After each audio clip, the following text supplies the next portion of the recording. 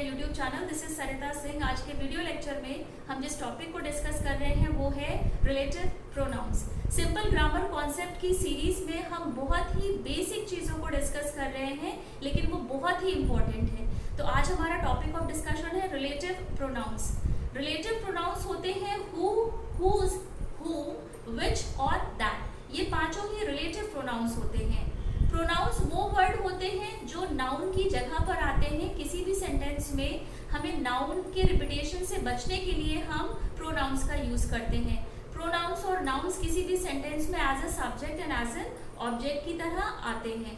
लेकिन relative pronouns वो pronounce होते हैं जो किसी भी सेंटेंस में अपने से पहले आने वाले नाउन को डिफाइन करते हैं, उसका रिलेशन सेंटेंस के अदर पार्ट के साथ बताते हैं। इसीलिए इन्हें रिलेटिव प्रोनाउन कहा जाता है, क्योंकि ये रिलेट करने का काम करते हैं सेंटेंस में आए हुए नाउन का सेंटेंस के अदर पार्ट के साथ। तो जैसा कि हमने डिस्कस करा है, रिलेटिव प्रोनाउन होते हैं हु, हुज, whom, that और which।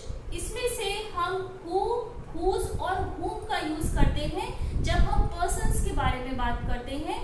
that का यूज हम करते हैं जब हम पर्सन और थिंग दोनों के लिए जब हम बात करते हैं, तो दैट का यूज दोनों कंडीशंस में हम करेंगे। अगर हम पर्सन के लिए भी बात कर रहे हैं तो भी हम दैट का यूज कर सकते हैं, और अगर हम किसी ऑब्जेक्ट के बारे में बात कर रहे हैं, किसी थिंग के बारे में बात कर रहे हैं, तो भी हम दैट का यूज कर सकते हैं। विच का यूज हम सिर्फ जब ऑब्जेक्ट के बारे में बात करते हैं, थिंग के बारे में बात करते हैं, या किसी वस्तु के बारे में जब हम बात करते हैं, तो हम सिर्फ विच का यूज करते हैं, और दैट का यूज पर्सन और थिंग दोनों के साथ में करते हैं। तो कुछ सेंटेंस को देखते हैं यहाँ पर, जो यहाँ पर लिखे हुए हैं। I saw a girl who was wearing a beautiful dress. तो यहाँ पर जो हु है वो एज अ रिलेटिव प्रोनाउन की तरह आया है, क्योंकि इसके लिए एंटीसीडेंट का काम किया है नाउन गर्ल ने। वो नाउन जो रिलेटिव प्रोनाउन के बारे में हमें और बताता है, या रिलेटिव प्रोनाउन जिस नाउन को रेफर बैक करता है, जिस नाउन के बारे में हमें बताता है, वो नाउन रिलेटिव प्रोनाउन का एंटीसीडेंट होता है। तो यहाँ पर जो हु रेफर कर रहा है गर्ल को, कि मैंने उस गर्ल को देखा था जिसने ब्यूटीफुल ड्रेस पहनी थी। सेकेंड एग्जाम्पल है, this is the dictionary which I bought yesterday. तो यहाँ पर विच रिलेटिव प्रोनाउन है। विच का यूज सिर्फ हम ऑब्जेक्ट के साथ में करते हैं। डिक्शनरी यहाँ पर ऑब्जेक्ट है, नाउन है। विच के लिए डिक्शनरी ने एंटीसीडेंट का काम करा है, क्योंकि विच रिफर कर रहा है डिक्शनरी को कि ये वही डिक्शनरी है जिसे मैंने खरीदा था यस्टरडे, मतलब कल खरीदा था। नेक्स्ट एग्जाम्पल है, did you see the gift that I received on my birthday.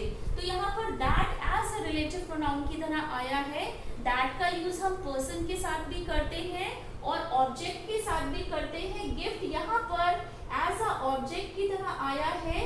इसने रिलेटिव प्रोनाउन दैट के लिए एंटीसीडेंट का काम करा है।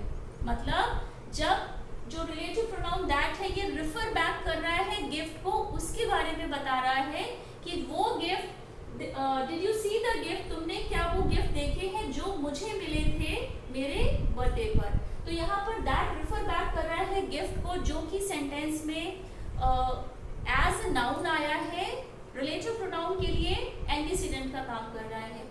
अब एग्जांपल्स के बाद हम देखते हैं कि रिलेटिव प्रोनाउन की डेफिनेशन के according, a relative pronoun shows the relationship between a noun and the word following it in the same sentence. तो रिलेटिव प्रोनाउन हमेशा ही सेंटेंस में अपने से पहले आने वाले नाउन को रेफर करते हैं, उस नाउन के बारे में हमें बताते हैं, रिलेट करते हैं उस नाउन को सेंटेंस के अदर पार्ट के साथ, इसीलिए इन्हें रिलेटिव प्रोनाउंस कहा जाता है। कुछ एग्जांपल्स लिखे हैं, यहाँ पर हम रिलेटिव प्रोनाउन को आइडेंटिफाई करेंगे और उनके एंटीसीडेंट को आइडेंटिफाई करेंगे। तो फर्स्ट एग्जांपल है, this is the doctor who saved my life. तो यहाँ पर हु यूज हुआ है डॉक्टर के लिए। डॉक्टर यहाँ पर नाउन है, इसके लिए एंटीसीडेंट का काम किया है रिलेटिव प्रोनाउन जिस पर्सन के बारे में हमें बता रहा है, वो है डॉक्टर। एंटीसीडेंट का काम किया है डॉक्टर ने, क्योंकि हु रिलेट कर रहा है डॉक्टर को। तो this is the doctor who saved my life, ये वही डॉक्टर है जिसने मेरी लाइफ को सेव किया था, मेरी लाइफ बचाई थी।